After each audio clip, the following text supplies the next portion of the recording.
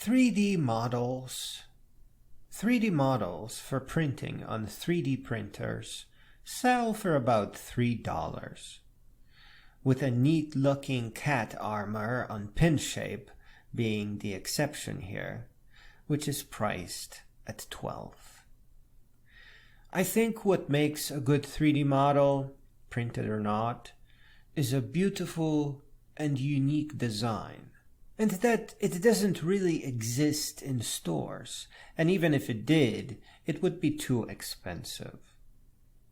A person that buys a 3D printer for just about $200 can print out an infinite number of knickknacks and curiosities.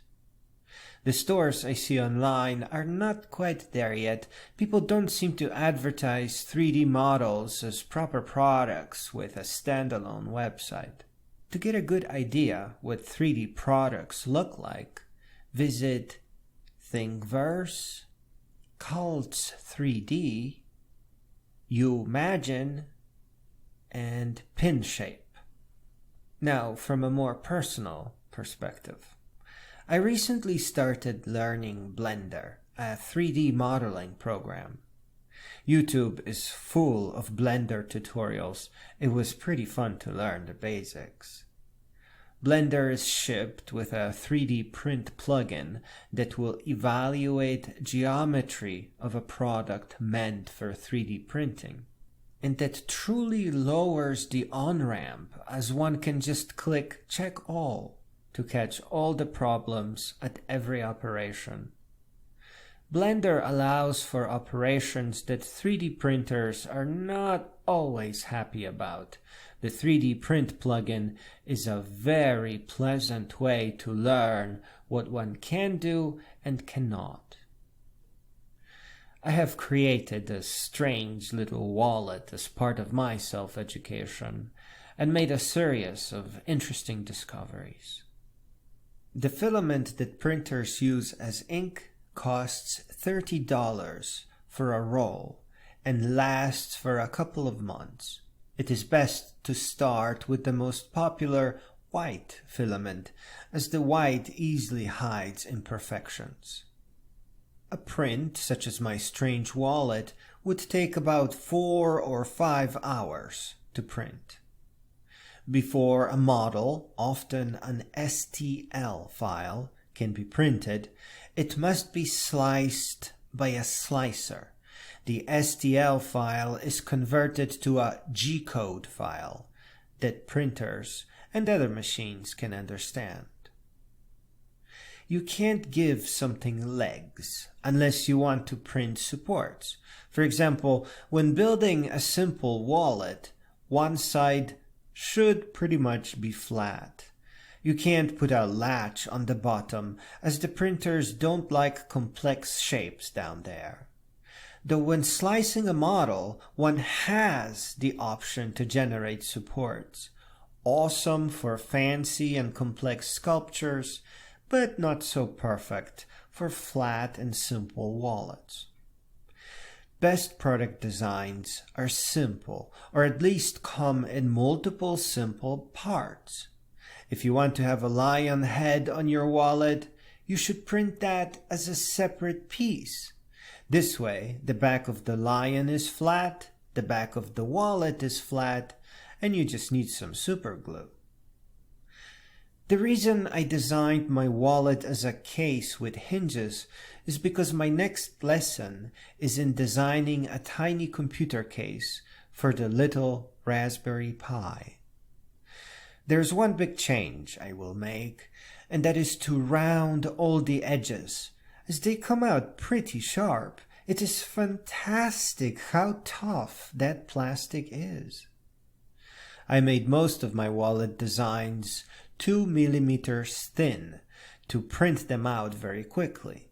Some of my designs took only an hour to print. This latest design has 3 millimeter sidewalls on the main case. It's perfectly tough, like really tough. All the final designs that require toughness should have 3 millimeter sidewalls, but you don't need more than that. a portable little computer case is a perfect 3mm sidewall candidate. The case will not bend. 3D prints can have some minor warping, and while temperature control could fix that, it is a good idea to plan for it. My earlier wallet design had a top without any sidewalls, plus I was testing experimental hinges that can multiply any misalignment issues. This new top design has overhanging hinges. And if there is any warping to the plastic, the top will still align perfectly, and the minor warping will actually contribute to keep the wallet closed. Modeling for a 3D printer is proper industrial design. Whether an experienced designer or hobbyist, it is the same kind of fun. My earlier design, though sturdy enough, had a card-sized hole when improperly closed. I didn't have a sidewall up front to easily slide cards out when open, but that also meant it had a credit card-sized hole for the credit card to fall out if improperly closed. My latest design has only a hole for thumb and index finger on each side. I restored the front wall that would allow cards to fall out. It only took a few moments, but it was a wonderful feeling, expanding my own creation to account for new features and concerns. This is industrial design. Making my little wallet case taught me absolutely everything I need to know to make my little computer case. More than that, I think I will be one of very few people who will build a Raspberry Pi case with hinges where one can open it for easy access to the GPIO connectors or even the SD card. My hinged Raspberry Pi case with proper manifold geometry will be my first $1 or $2 product that I will sell in an online digital goods store.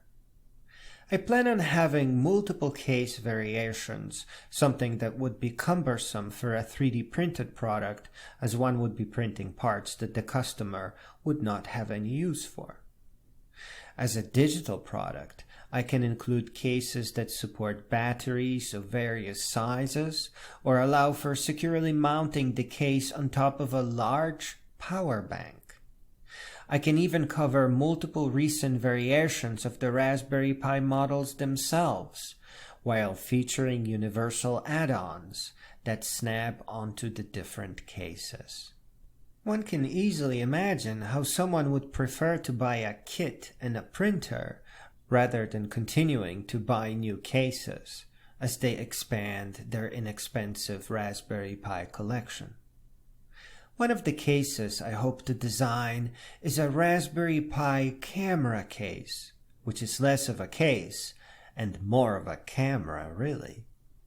Finally, I would like to add that selling digital models does not mean that customers must own a 3D printer, as they can choose to have their digital models printed during checkout. I will explore that configuration when I begin designing small sculptures and jewelry pieces as I get better at 3D modeling.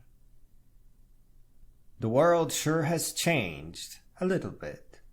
Video tutorials hold knowledge that previously required tutoring, and one can easily buy a printer that can slowly extrude the entire contents of a dollar store.